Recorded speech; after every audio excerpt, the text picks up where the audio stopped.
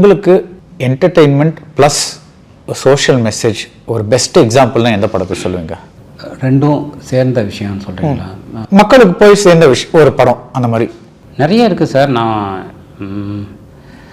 நான் பொதுவாக சாப்ளினோட படங்கள் எல்லாம் பார்ப்பேன். அது வந்து சாப்ளின் படம் பார்த்துட்டு தான் நான் வந்தேன். ஸோ சாப்ளின் படங்கள் எல்லாமே பார்த்திங்கன்னா பயங்கர என்டர்டெயின்ட்டு, ஹியூமரு. பட் அதுக்குள்ளே பார்த்திங்கன்னா ரொம்ப ஒரு சோஷியலாக பெரிய விஷயம் இருக்கும். அவர் வந்து இந்த பசி பற்றி ஒரு படம் பண்ணியிருப்பார். அவர் வந்து ஷூவெல்லாம் வந்து பசியோடைய இதில் வந்து சாப்பிட்ற மாதிரி. எனக்கு அப்போது நான் அந்த படம் பார்த்துட்டு கோல்டன் ரஷ் நினைக்கிறேன், கோல்டு ரஷ் ஓகே.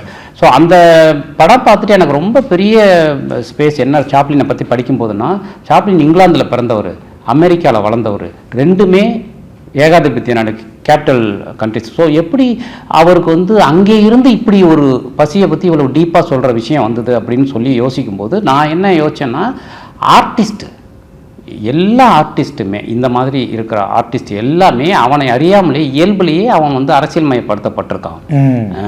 ஸோ ஏன்னா அவனுடைய கஷ்டத்தை அவன் மனிதர்களோட கஷ்டமாக பார்க்குறான், அவன் தன்னோட கஷ்டமாக பார்க்கல. அதனால தான் அந்த கண்ட்ரியில் பிறந்துட்டு ஒருத்தன் அந்த விஷயத்த சொல்ல முடிஞ்சுது அப்படின்னு நான் நினச்சேன். ஸோ அதனால் அதே மாதிரி அந்த மாதிரி படங்களை என்டர்டெயின்டாக பண்ணணும் அப்படிங்கிறது வந்து சாப்ளின்ட்டேருந்து நான் எடுத்துக்கிட்ட விஷயந்தான்.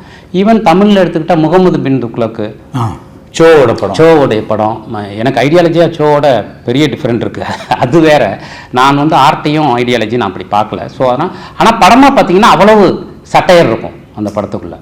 ஒரு இன்னைக்கு கூட அது அப்ளை, இன்னைக்கு கூட அப்ளை பொலிட்டிக்கலாக. ஸோ என்னென்னா இந்த மாதிரி கலைஞர்களுக்கு வந்து எப்போவுமே ஒரு தீர்க்க தரிசனம் இருக்குது. ஸோ சட்டையறிக்கல் இருக்குது. ஸோ அது இதுலேருந்துலாம் வந்து என்னென்னா, நம்ம படத்தை பொதுவாக சோஷியல் பொலிட்டிக்கல் படம் எடுக்கும்போது கண்டிப்பாக அதை என்டர்டெயின்டாக எடுக்கணும். ஏன்னா அப்போ தான் ஜனங்களுக்காக தானே எடுக்கிறோம். அது அவங்களுக்கு அந்த ஃப்ளேவர் எப்போவுமே இருக்கணும்னு நான் நினைக்கிறேன். மயிலாடுலையுமே அந்த ஃப்ளேவர் வந்து ஜாஸ்தியாக வச்சு தான் பண்ணியிருக்கேன்.